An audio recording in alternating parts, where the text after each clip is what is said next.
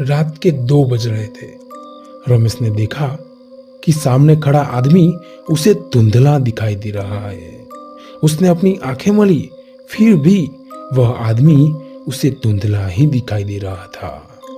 राजेश ने उस आदमी को बुलाने की कोशिश की तो वह भागने लगा। राजेश भी उसके पीछे भागने लगा और वह आदमी अचानक से पटरी तरफ भागने लगा और गायब हो गया। राजेश अपना बैलेंस नहीं बना पाया और पटरी पर गिर गया। उसने ट्रेन की आवाज सुनी और घबरा गया।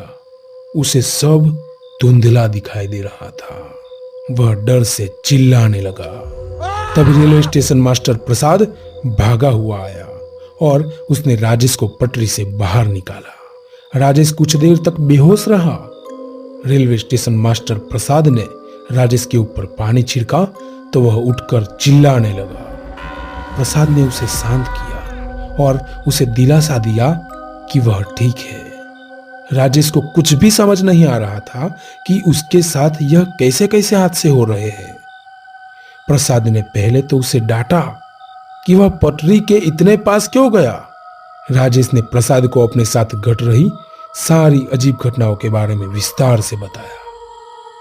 प्रसाद तुरंत ही समझ गया और उसने कहा, अरे इस इलाके में कई छलावे रहते हैं और वह सब रूप बदल बदल कर आपसे बात करना चाहते हैं। उसके बाद आपको नुकसान पहुंचाने की भी कोशिश करते हैं वो लोग। राजेश छलावे का नाम सुनकर बुरी तरह से कांप उठा। वो जल्दी से स्टेशन से भागने लगा। प्रसाद ने उसे समझाया कि ऐसे भागने से कोई फायदा नहीं है। बस इन सब का एक ही इलाज है कि जब भी यह तुम्हारा ध्यान अपनी तरफ खींचने की कोशिश करे तो तुम्हें इन पर बिल्कुल भी ध्यान नहीं देना है और छलावे से बात तो बिल्कुल भी नहीं करनी है। राजेश प्रसाद की बात ध्यान से सुनता रहा और फिर थोड़ी देर बाद उठकर प्लेटफॉर्म पर जाने लगा। उसने देखा कि सामने से एक आदमी आ रहा है। वह आदमी और कोई नहीं, प्रसाद था। राजेश को समझ नहीं आया कि प्रसाद तो उसके साथ कमरे में था, फिर यह कौन है। तब प्रसाद उसके पास आकर उससे बात करने लगा। प्रसाद ने राजेश से उसकी घबराहट की वजह पूछी तो राजेश शांत खड़ा था। अरे अरे रमेश, क्या हुआ? इतना घबरा क्यों रहे हो तुम? प्रसाद ने उसे बताया कि आज उसे आने में देर हो गई क्योंकि उसकी पत्नी की तबीयत खराब हो गई थी। यह बात सुनकर राजेश को धक्का लगा। वह भागता हुआ रूम में गया। उसने देखा कि प्रसाद डेस्क पर बैठा हुआ था और अपना काम कर रहा था। उसने कमरे से बाहर जाकर देखा तो वहां कोई भी नहीं था।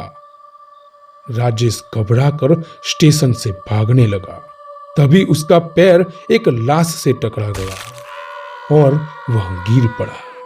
उसने देखा कि सामने प्रसाद की लाश पड़ी थी और ऐसा लग रहा था कि उसे मरे हुए काफी दिन हो चुके हैं।